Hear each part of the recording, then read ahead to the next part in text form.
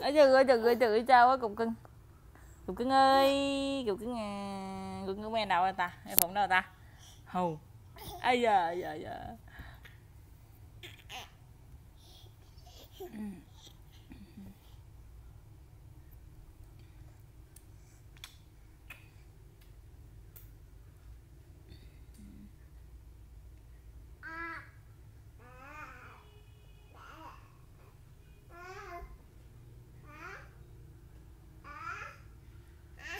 Ây dồi.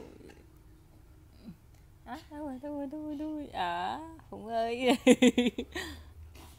Chặt lét kìa, liếc. Mẹ bưởi. Trường liếc nè.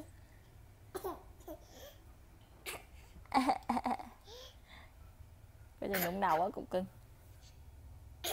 Ừ, ai vậy ta?